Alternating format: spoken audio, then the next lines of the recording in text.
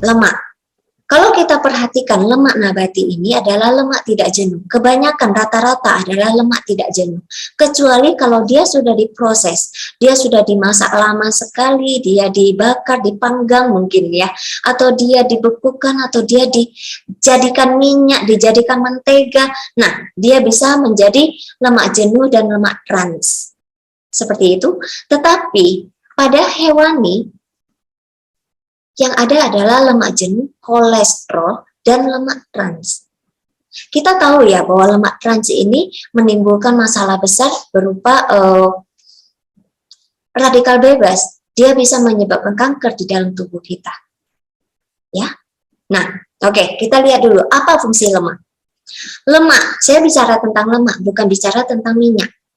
Oke, lemak ini. Lemak adalah energi cadangan. Karena energi utama kita, sumber energi utama kita datang dari karbohidrat. Dari umbi-umbian tadi, kentang tadi, kemudian mungkin labu, mungkin nasi, ya itu sumber utama kita. Tapi lemak adalah energi cadangan. Kita mendapatkan energi cadangan, kehangatan dari si lemak ini, dan lemak juga membantu menyerap vitamin yang larut lemak. Ini ada yang penting sekali. Elastisitas pembuluh darah kita juga dibantu oleh si lemak ini. Lemak yang baik ini bisa membantu supaya pembuluh darah kita ini elastis, kayak karet, tahu ya. Karet kalau ditarik, oke-oke saja kan, dia nggak putus gitu aja kan. Nah, seperti itulah pembuluh darah kita seharusnya. Kalau Anda gampang keseleo, gampang salah urat, gampang ya dikit-dikit, oh nggak bener ini, langsung harus diperbaiki lagi, udah sakit gitu ya. Nah, Anda mungkin harus perhatikan, kenapa tubuh saya seperti gitu? Apa yang kurang? Mungkin saja ada yang kurang elastis di dalam tubuh Anda. Mungkin Anda kurang lemak, atau mungkin ada kurang yang lain-lainnya. Oke, lalu fungsi lemak lainnya adalah untuk perkembangan otak, terutama untuk learning and memory.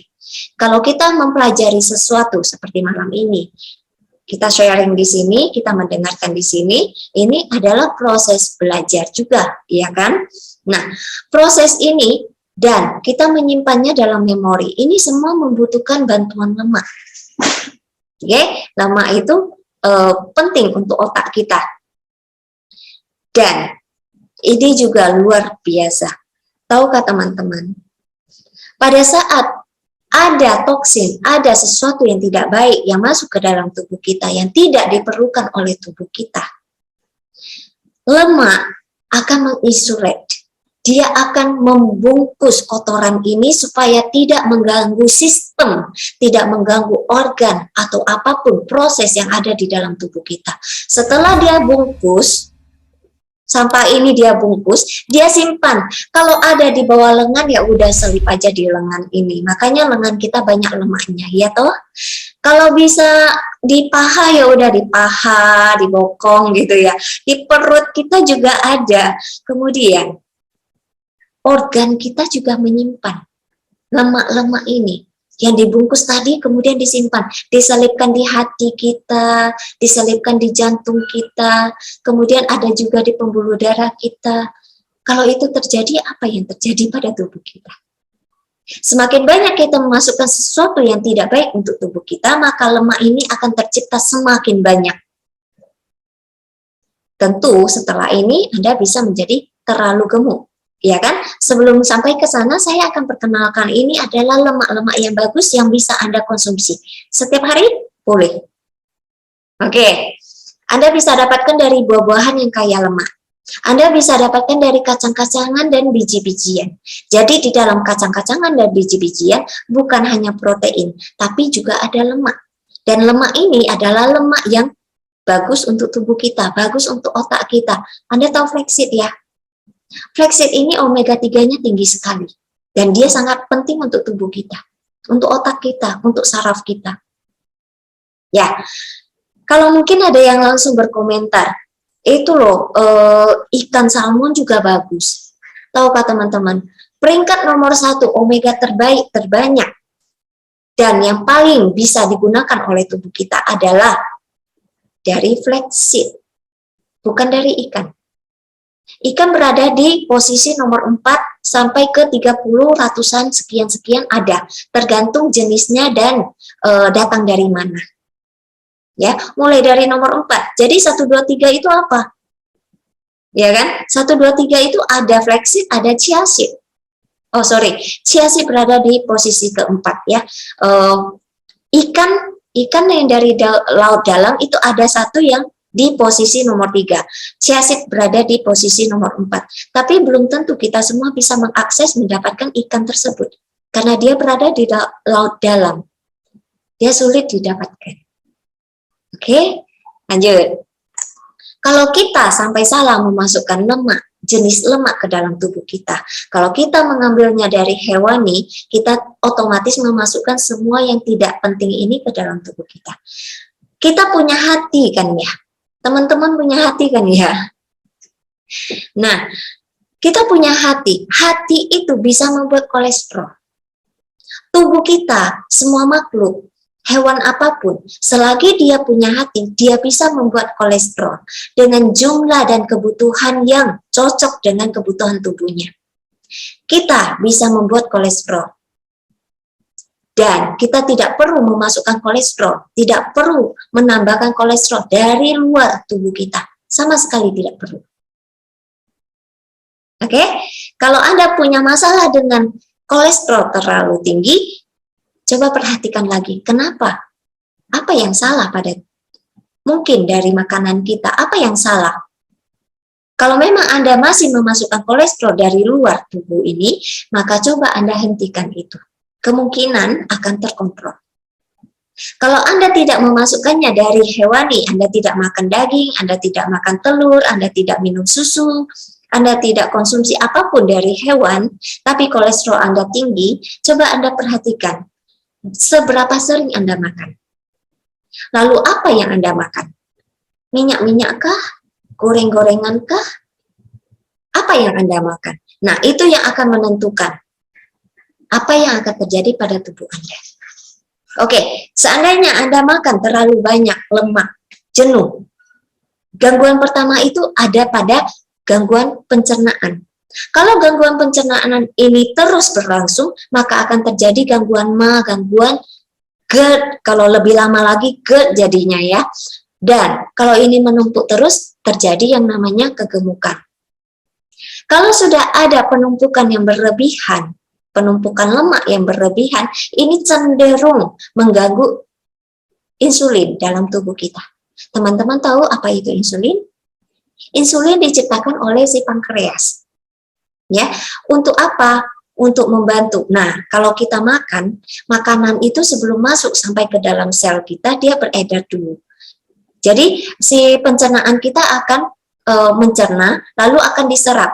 Serap kemana? Untuk dibawa ke dalam sel tubuh kita, baru nanti sel tubuh kita sebagai pabrik di dalam tubuh kita ini akan menjadikan, misalnya dia akan menjadikan energi untuk tubuh kita, gitu ya. Tapi kalau dia tidak bisa masuk ke sana, maka dia akan beredar di darah, hanya darah. Darah ini pengantar, dia yang mengantarkan. Oke, insulin adalah anak kunci untuk membuka pintu supaya bisa memasukkan stok ini ke dalam sel tubuh kita. Kalau lubang anak kunci ini tertutup oleh lemak, bisakah si anak kunci ini membuka pintunya? Gak bisa. Ini cenderung terjadi kalau kita kelebihan lemak, makanya terjadi namanya insulin resistensi. Kalau ini terjadi, maka kita gampang terkena yang namanya diabetes. Lihat ya rangkaiannya. Rangkaiannya mulai dari lemak saja, tapi dia bisa menyebabkan banyak hal. Selanjutnya, lemak juga bisa menyebabkan pengentalan darah. Bisa menyebabkan kolesterol kita bertambah. Kalau pengentalan darah ini terjadi, lalu penumpukan plak ini terjadi, maka terjadi yang namanya penyempitan pembuluh darah. Kalau semua ini terjadi, 3 ini terjadi, kalau pengentalan darah saja sudah terjadi, belum lagi ditambahkan 2 ini, belum lagi ditambahkan ini, hipertensi sudah menunjukkan tanda-tandanya. sudah ada kadang-kadang bisa hipertensi seperti itu. Tapi pada saat terbentuk plak di dalam pembuluh darah kita, maka hipertensi ini bisa menjadi dominan, benar-benar jadi hipertensi. Kalau sudah terjadi hipertensi, lalu lemak ini juga punya masalah dengan pembuluh darah kita. Kalau lemak yang baik, dia bisa membuat elastis, pembuluh darah kita menjadi elastis, tetapi lemak yang jenuh ini, lemak yang tidak baik ini bisa membuat pembuluh darah kita menjadi rapuh. Kalau sudah rapuh di dalam sana, seandainya dia robek, enggak sampai putus ya, seandainya dia robek, apa yang akan terjadi? Kalau dia terjadi di jantung, namanya serangan jantung. Kalau dia terjadi di otak, namanya stroke. Kalau dia terjadi di mata, terjadi buta, kebutaan. Bisa. Pendarahan di otak bisa, pendarahan di tempat lain bisa. Lemak yang sama bisa menyebabkan batu empedu. Saat tadi saya menjelaskan, dia disimpan di dalam bagian tubuh kita, dan mungkin dia disimpan juga di organ-organ kita, di hati kita. Ini bisa menyebabkan fatty liver. Loh, kita baru berbicara tentang lemak ya, kita belum bicara tentang lain-lainnya.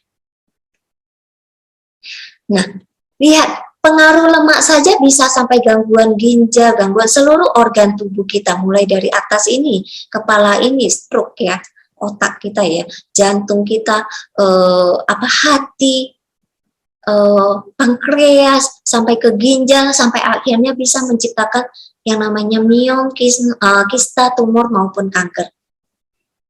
Hanya dari lemak kah? Bukan hanya satu, tetapi lemak bisa berkontribusi besar pada semua kejadian ini. Oke, lemak seperti apa?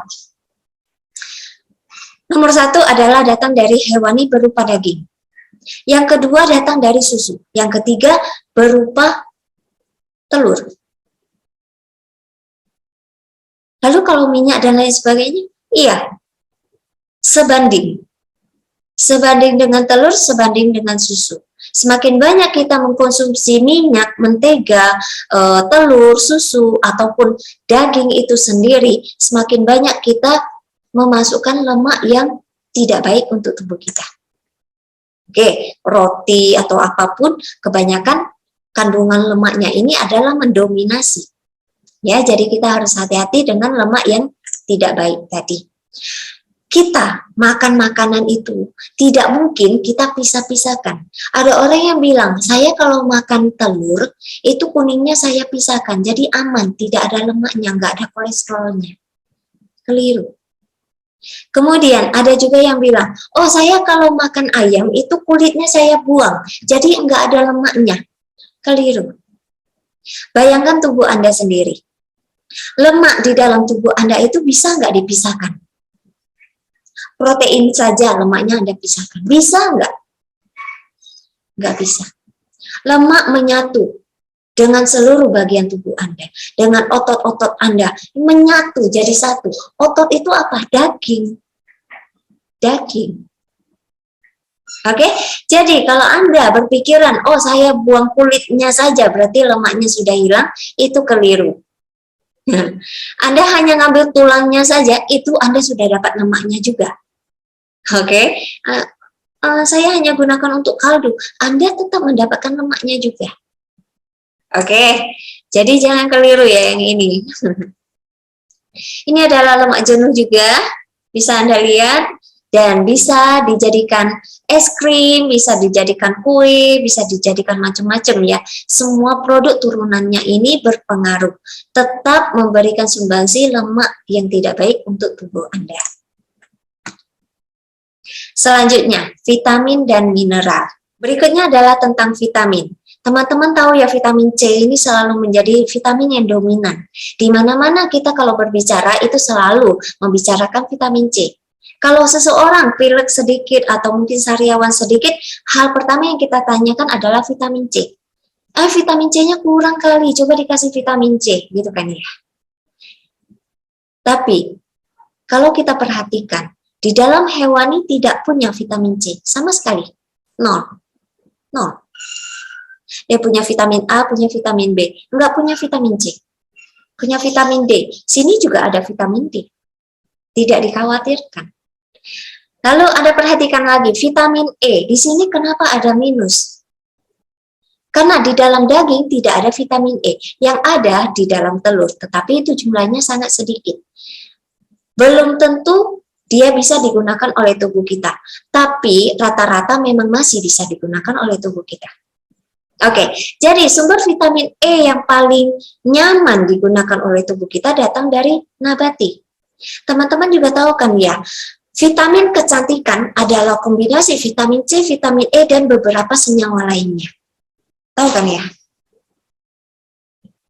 Nah, jadi kalau mau dapatkan kulit yang bagus, mau dapatkan awet muda, tentu vitamin ini harus Anda dapatkan dalam jumlah yang cukup. Kalau Anda ingin mendapatkan jumlah yang cukup vitamin C dan vitamin E, Anda tidak bisa dapatkannya dari telur. Anda tidak bisa dapatkannya dari daging ataupun susu. Karena di sini kekurangan. Anda harus makan buah-buahan lebih banyak. Makan sayur-sayuran yang mentah. Baru bisa Anda mendapatkan ini. Kalau saya makan biji-bijian bisa nggak? Ada, banyak sekali. Banyak sekali di dalam biji-bijian. Banyak sekali di dalam kacang-kacangan. Ya, nah, jadi Anda tidak perlu takut. Oke, sampai di sini kita lihat berikutnya. Mineral. Untuk mineral mungkin saya tidak perlu menerangkan apa-apa karena dia equal, sama. Mineral jarang sekali mengalami perubahan yang berarti. Oke, dipanaskan gimana? Iya, dia bisa hilang, bisa menguap, tetapi tidak semuanya rusak.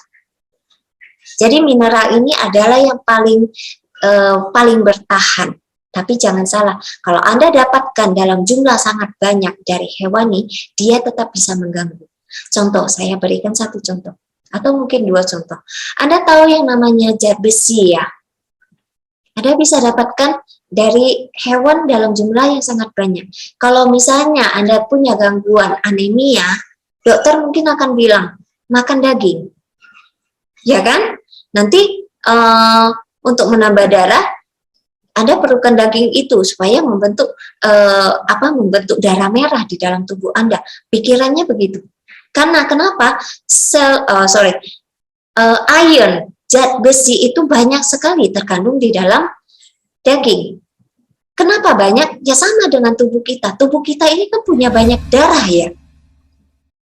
Darah ini terbuat, bahan utama yang paling banyak digunakan itu adalah zat besi. Jadi, nggak heran kalau di dalam daging banyak zat besi.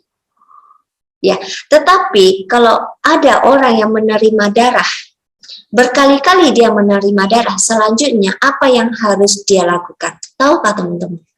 Orang yang menerima transfusi darah lebih dari 3 kali atau lebih dari 7 kali, lihat dari jarak, waktu, dan jumlah yang diperlukan orang ini.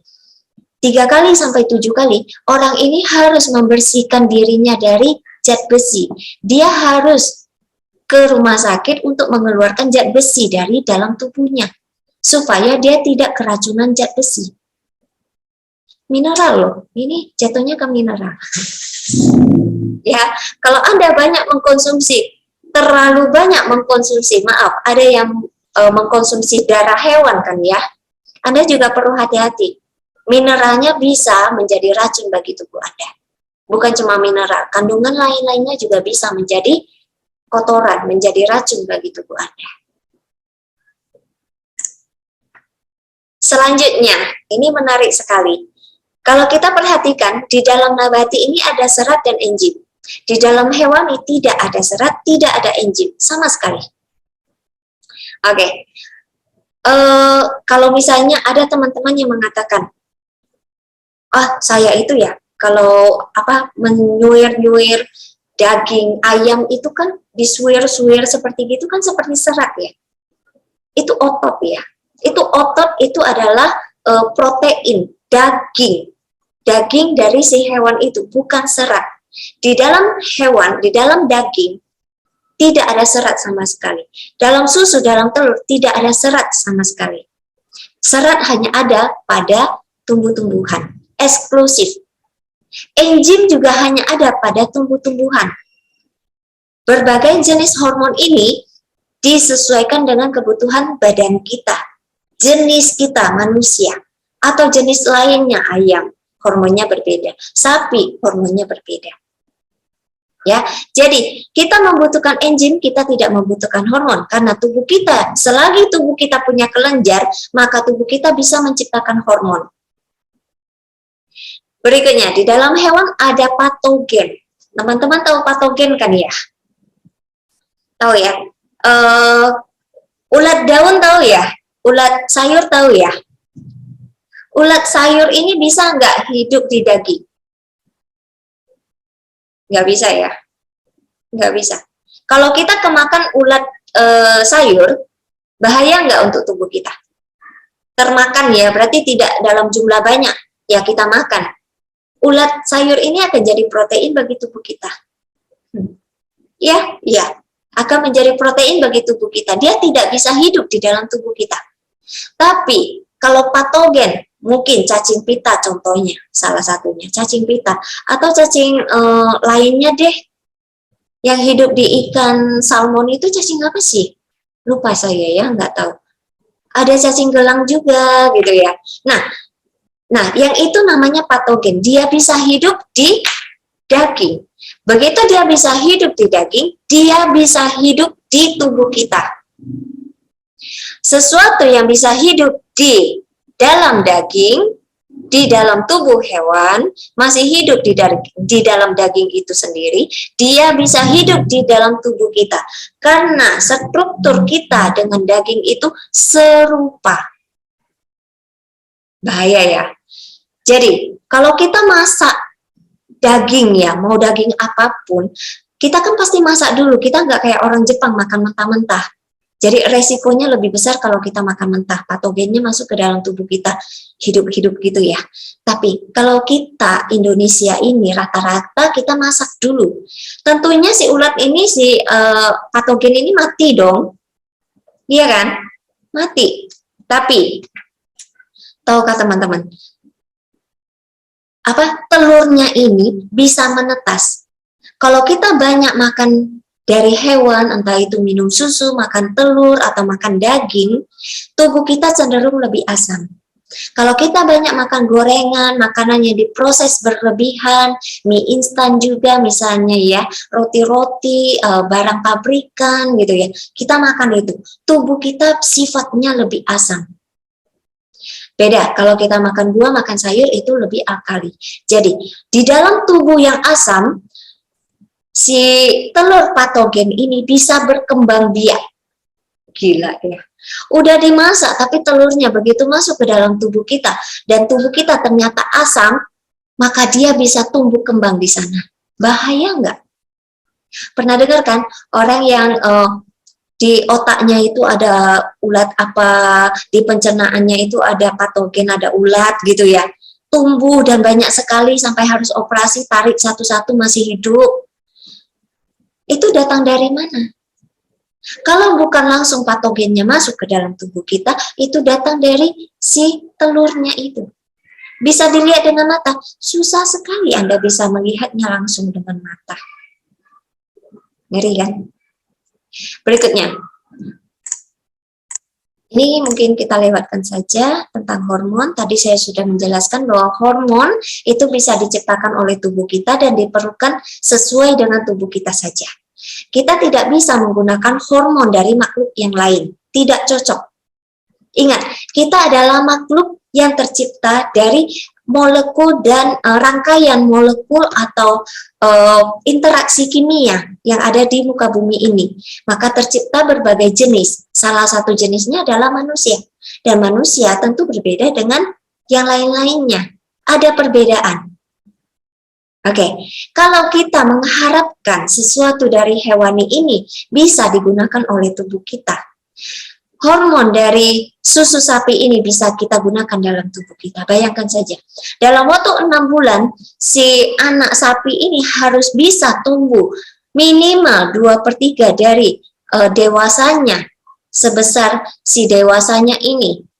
Kira-kira badan kita, anak manusia yang baru lahir selama 6 bulan, saya kasih diskon, selama 1 tahun bisa nggak sebesar orang dewasa? Nggak bisa kan? Pada saat Anda minum, Anda memasukkan hormon, ini hormonnya alami ya, dioksin ini juga sangat alami, terkandung di dalam susu. Kita tidak bisa bilang, nggak mau dong hormonnya, nggak mungkin itu ada hormonnya, nggak bisa. Ini sama dengan ASI manusia ya, air susu ibu untuk anak bayi manusia. Nah, pada saat ASI ini diberikan kepada si bayi manusia, dia cocok, tumbuh kembangnya cocok. Tapi kalau kita dapatkan hormon yang ada pada kaus ini untuk masuk ke dalam tubuh kita, yang berkembang macam-macam lain-lainnya. Jadi ini sering menyebabkan gangguan-gangguan atau menjadi penyakit di kemudian hari. Selanjutnya, orang selalu berkata, kalau gitu saya pindah ke makan buah dan sayur lebih banyak. Tapi kan saya takut sama herbisida sama pestisidanya. Zaman sekarang semua tempat, semua makanan itu udah disemprot. Iya toh? Benar. Teman-teman pernah nggak lihat makanan hewan ternak itu dicuci dulu? Pernah enggak mendengar bahwa semua makanan yang diperuntukkan hewan ternak itu dibersihkan dulu, disiang dulu, dipastikan bebas dari herbisida dan pestisida, baru diberikan pada hewan itu? Pernah nggak? Nggak pernah sama sekali. Tapi kalau kita mau makan sayur, mau makan buah, apa yang kita lakukan? Cuci, rendam. Kalau kenal dengan ekoenzim, mungkin Anda cuci dengan ekoenzim. Kalau tidak kenal, Anda mungkin cuci dengan garam. Garam saja sudah cukup ampuh ya.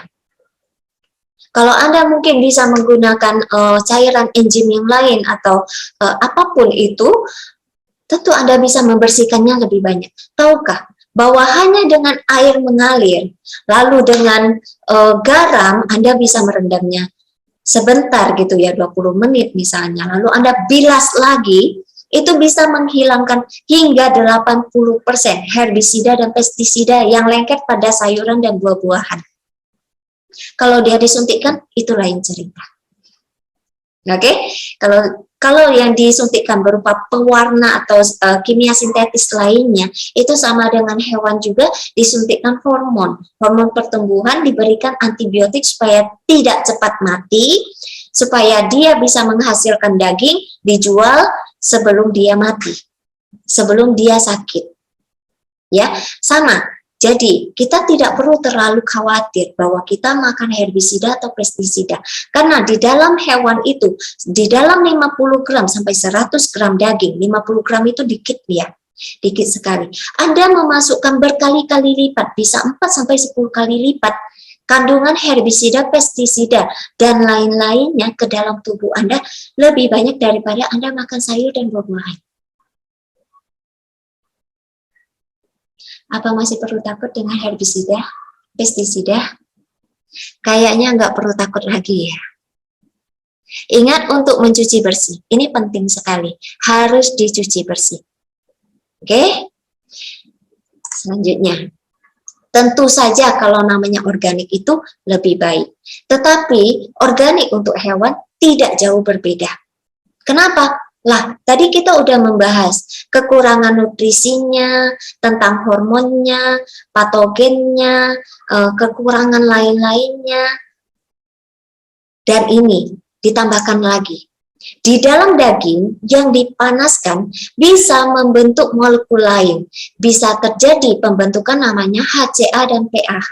HCA dan PAH ini adalah penyebab kanker. Dia bisa menyebabkan tubuh kita ini kaya dengan radikal bebas. HCA dan PAH ini lebih banyak jumlahnya pada makhluk akuatik.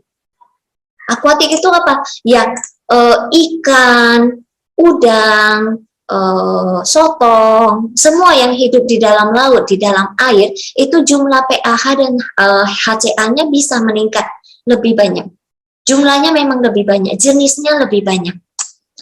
bahkan sampai 15 jenis. Oh, kalau gitu saya boleh dong makan ayam daripada makan ikan. Oh, balik lagi tadi. Yang tadi kita bahas itu dipertimbangkan kembali.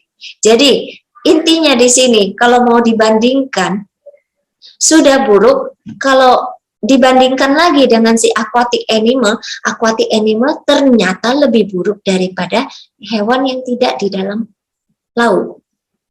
Ditambah lagi masalah polusi kita sekarang ini. Kita nggak bisa menghindari itu.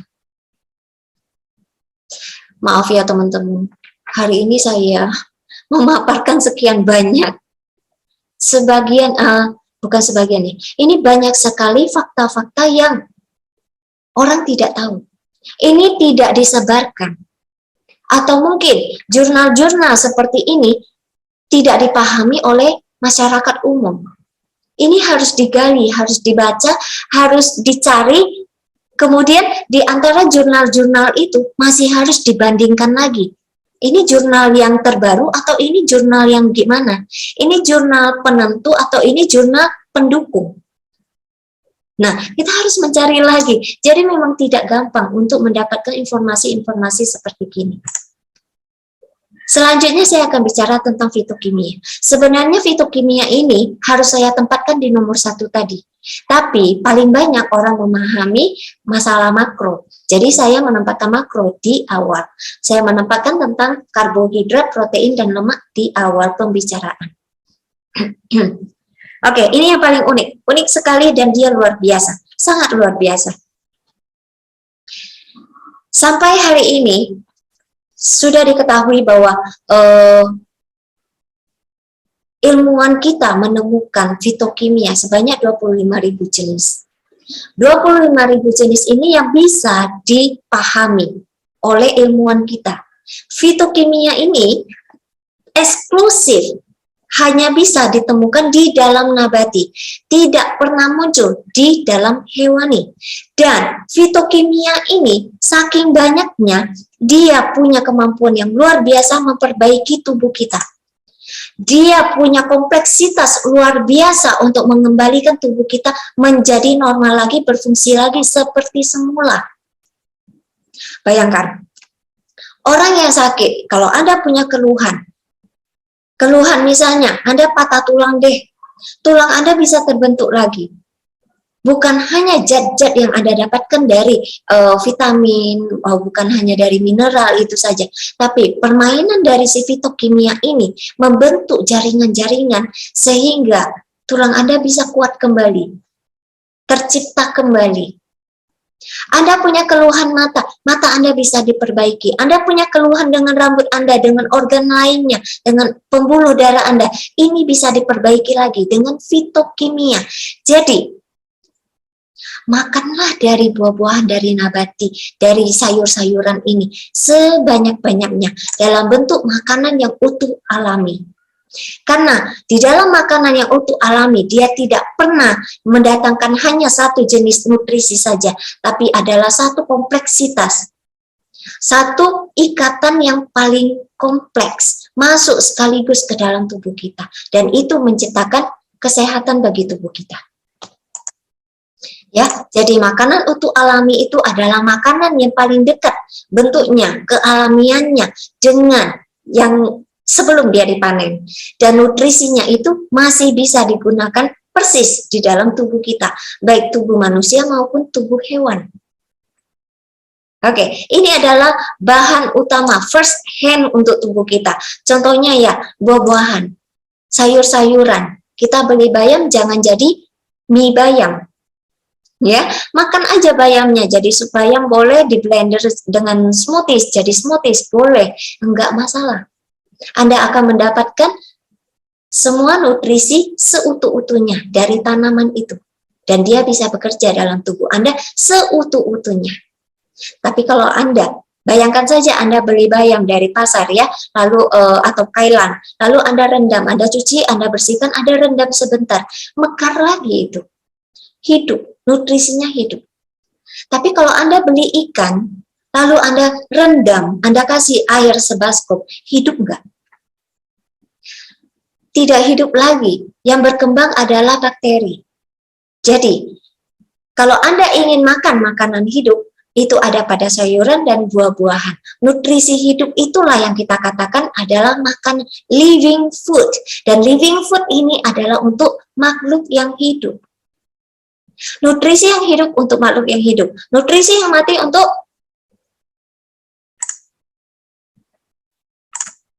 jadi ini adalah makanan utuh alami. Ya, makanan utuh alami masih lengkap, masih utuh sekali.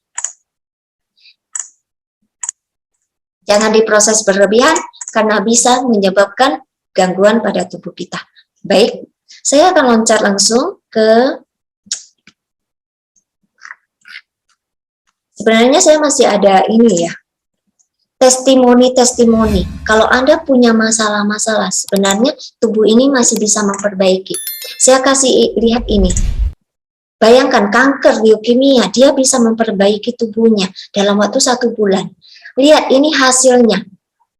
Ini masalah darahnya ya. Kanker darah ya. 1129. Ini masih tinggi sekali, 1107. Ini udah mengikuti petunjuk dokter. Tapi begitu dia melakukan perubahan, dalam waktu 1 bulan, ini kembali normal. Gila kan? Luar biasa kan? Ini baru pertama kali saya menerima feedback yang luar biasa seperti gini. Ternyata dia bisa mengembalikan tubuhnya dalam waktu 1 bulan. Dan saya tahu, dia melakukannya 100%. Dia nggak menunggu-nunggu. Dia nggak menunggu. Dia juga tidak tanggung-tanggung. Gila. Luar biasa. Baik. Jadi, sekali lagi, dunia ini terbentuk dari rangkaian elektron, molekul, listrik, atau apapun yang kita namakan dia. Tetapi itu adalah kimia. Dan kimia ini adalah kimia yang alami. Kita manusia, ilmu dan teknologi yang sudah berkembang sekarang, itu mampu mencontoh, membuat hal yang serupa dengan alam ini, dengan yang alami. Dan kita sebut ini sebagai kimia sintetis. Oke? Makanan utuh alami itu berupa kimia alami. Kimia alami. Dan ini sangat dibutuhkan oleh tubuh kita. Karena kita adalah bagian kimia alami di dalam dunia ini. Kimia alami tidak bisa digantikan oleh kimia sintetis.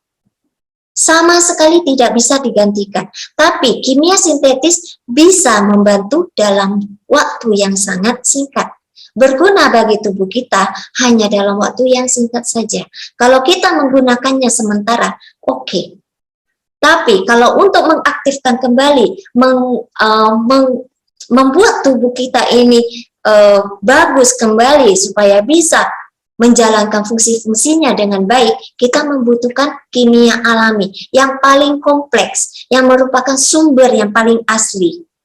Karena dalam sumber yang paling asli ini, dia bisa membentuk triliunan rangkaian yang bisa memperbaiki tubuh kita. Ingat, dia bisa melakukan rangkaian baru memperbaiki tubuh kita. Baik. Sharing saya sampai di sini. Terima kasih. Anda mulai hari ini, besok, lusa bisa memilih sendiri. Anda boleh memilih dan Anda punya hak untuk memilih. Anda bisa menentukan Anda akan sakit atau Anda akan sehat. Semua ada di tangan Anda. Kalau misalnya teman-teman ingin mendengarkan lebih banyak, silakan join di YouTube saya, Natura Wellness Batam. Anda boleh subscribe, lalu di sampingnya ada lonceng, Anda boleh bunyikan lonceng tersebut, supaya nanti di kemudian hari bila saya menambahkan video, Anda teman-teman bisa mendapatkan pemberitahuan ya, pemberitahuan. Jadi salah satu judul di sini, video saya nggak banyak, hanya ada segini saja. Kalau misalnya Anda ingin tahu, teman-teman ingin tahu contoh makanannya, Anda bisa masuk ke sini. Healthier Eyes. Di sini saya memberikan contoh. Bagaimana Anda mengkombinasikannya? Anda ikutin saja. Ikutin saja, putar beberapa kali kalau memang terlewat. Saya show ingredientnya, saya show bagaimana membuatnya dan apa hasilnya. Jadi teman-teman boleh mencoba seperti gitu. Oke, baik. Saya kembalikan dengan pada Bu Dwi ya. Terima kasih Bu Dwi, terima kasih teman-teman semuanya.